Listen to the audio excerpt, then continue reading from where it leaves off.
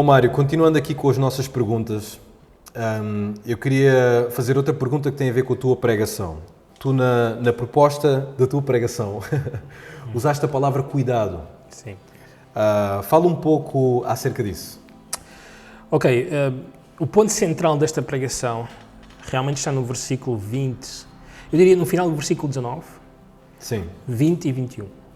Também eu diria que esses versículos é o que origina tudo o que vem antes e depois. Diz assim no final do versículo 19, para a glória do próprio Senhor e para mostrar a nossa boa vontade, evitando assim que alguém nos acuse em face desta generosa dádiva administrada por nós. Pois o que nos preocupa é procedermos honestamente, não só perante o Senhor, como também diante dos homens. Também, então, o facto de ele enviar Tito, aquele irmão do versículo 18, e depois este irmão do versículo 22, é porque ele quer ter este cuidado.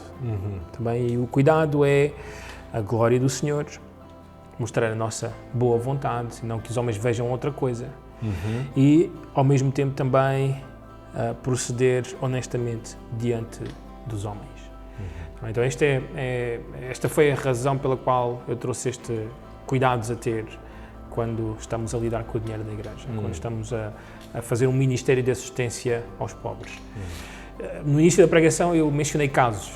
Sim, eu ia mencionar isso. Sim, exato. E nesses casos foi mesmo também para entrarmos na questão da honestidade, da glória de Deus, que os homens vejam somente em nós a generosidade, a boa vontade que nós temos quando estamos a contribuir e não que estamos a tentar fazer outra coisa. Há aqui alguma coisa escondida, mas não, o apóstolo Paulo está preocupado com essa imagem também diante dos homens também. Porquê que tu achas que Paulo tinha esta, digamos, extrema preocupação? Exato. Uma das coisas que pode surgir, uma dúvida que pode surgir é porque é que ele está preocupado com os homens? Não é? Porque às vezes também nós ouvimos pessoas por aí dizerem não, eu sou como o apóstolo Paulo, eu não estou à procura da glória dos homens. Não é? Então porquê é que ele agora de repente aqui diz que é importante os homens? Não é?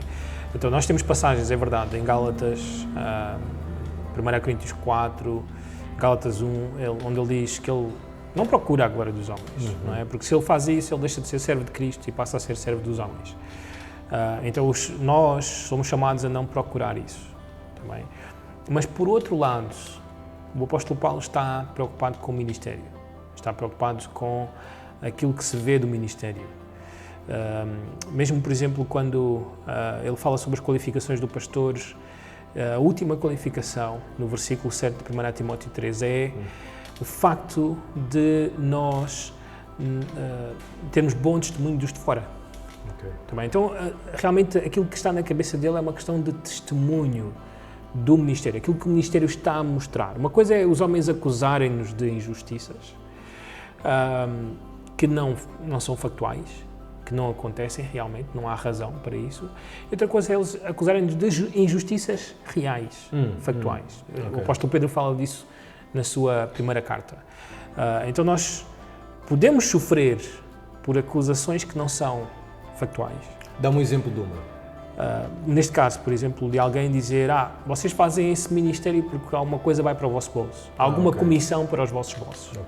Não é? E para que nós possamos de alguma forma deixar isso fora de questão e ser transparentes. E ser transparentes, nós temos ali no nosso quadro um relatório daquilo que entra e daquilo que sai. E não sai nada como comissão ou alguém está a ganhar vantagem nesta situação, como às vezes acontece em outros lados. Não é? Então não é isso. E o apóstolo Paulo quer ter este cuidado.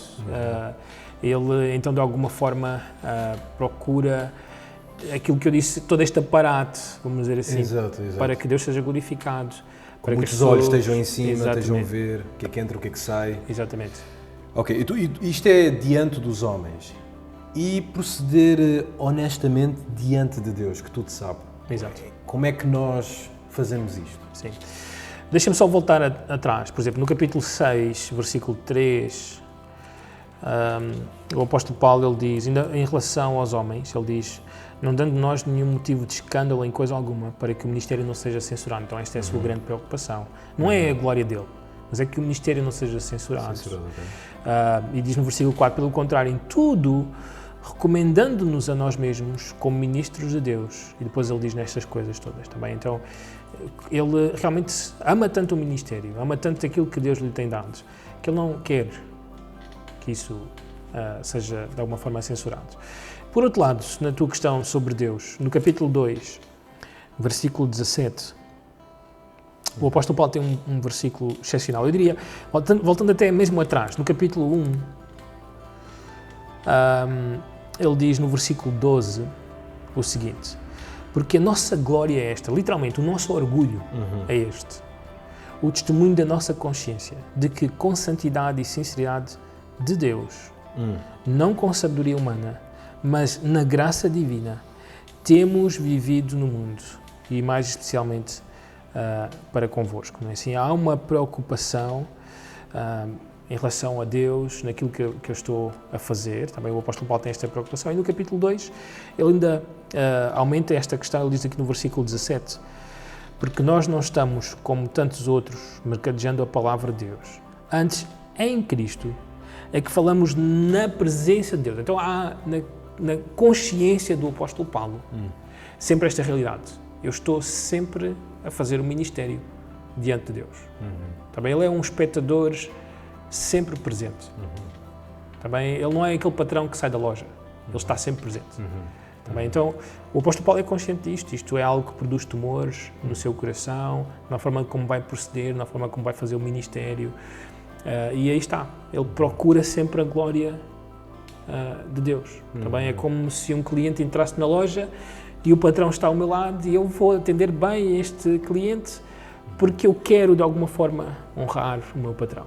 Exatamente. Também quero que ele veja o meu bom trabalho. Então ele está à procura de glorificar a Deus neste sentido, mesmo nesta área da assistência aos pobres.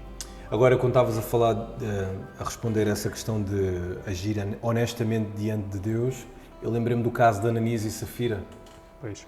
Ou seja, que eles tinham colocado algo no coração, mas depois fizeram outra coisa. Exatamente. Não é? Então mentiram, ou seja, mentiram ao Espírito Santo. O texto diz mesmo que eles mentiram ao próprio Deus. Exatamente. Não é? Não agiram honestamente diante de Deus. Esse seria o contraste, realmente. Exato. De fazer algo esquecendo-se que Deus é um espectador sempre presente. E nesse caso os homens não viram, podia ter passado... Sim, eles fizeram uma coisa boa, não é? Acho que as pessoas ficaram mesmo surpreendidas e no final o texto diz mesmo que causou grande temor à igreja, porque realmente viram que há alguém que está sempre a ver e que revelou ao apóstolo Pedro o que estava a acontecer. Então pronto, no que diz respeito a dinheiro na igreja, é preciso ter, muito cuidado. Sim. E o apóstolo Paulo parece que quer chamar a atenção acerca A conclusão é mesmo esta, que quando nós vamos fazer as finanças na igreja, a tesouraria da igreja, e aqui de uma forma específica contribuir para as necessidades das pessoas, nós precisamos de ter uma boa organização. Uma organização onde Deus é glorificado, onde nós mostramos a nossa boa vontade, a nossa generosidade, e onde os homens vêm e dizem não, ali é certo, as coisas são bem feitas, não há ali falcatruas, não há coisas que se passa por em cima ou alguém está a ter vantagem nesta situação. Não, é bem feito. Acho que é o grande ponto dele em tudo isto. Há uma coisa que tu queiras acrescentar especificamente como exortação à igreja? Quando tu estudaste esta passagem, o que é que tu sentiste que Deus estava a colocar no teu coração para chamar, ou se calhar chamar a atenção à igreja, ou transmitir uma visão à igreja? O que é que achas que Deus estava a conduzir para fazer? O texto, o ponto principal do texto é o cuidado. A igreja tem que fazer isto bem. Mas por outro lado, lá está, às vezes o grande problema para a igreja fazer algo assim é que ela carece de homens como o que o apóstolo Paulo mencionou no texto. Realmente este cuidado ia existir porque há estes homens para fazer isto. Também nós estamos num momento diferente onde nós não estamos a agir da forma como o apóstolo Paulo age com homens de outras igrejas que vêm até à nossa e que levam esta oferta. Normalmente trabalhamos localmente, não é? Mas o princípio está lá, a forma de fazer é praticamente a mesma. Nós precisamos destes homens. E acho que às vezes o grande problema é que a igreja não tem. Não tem homens que são louvor no Evangelho. Não tem homens que nós podemos dizer são os nossos mensageiros. A igreja não tem, às vezes, homens que são cooperadores, colaboradores no ministério. E isso, vamos dizer assim, faz com que muitas vezes o dinheiro vá com o pastor. Faz com que, eu não estou a dizer a desculpar o pastor de fazer isto, mas é o que acaba por acontecer porque a igreja carece de homens assim. Nós estamos a viver isto, nós vamos entrar muito nesta pregação agora, um tempo em que os homens não são bons com o dinheiro. Onde os homens não são dignos de confiança nessa área. E isso faz com que a igreja tenha problemas em entregar o dinheiro de Deus nas mãos de alguém. Então tem que haver uma boa, para que homens possam ser qualificados para manejar o dinheiro, tem que ter uma boa teologia na mente e nas mãos. Exatamente. Diria eu. Exatamente. É isso. Muito bem, obrigado Mário.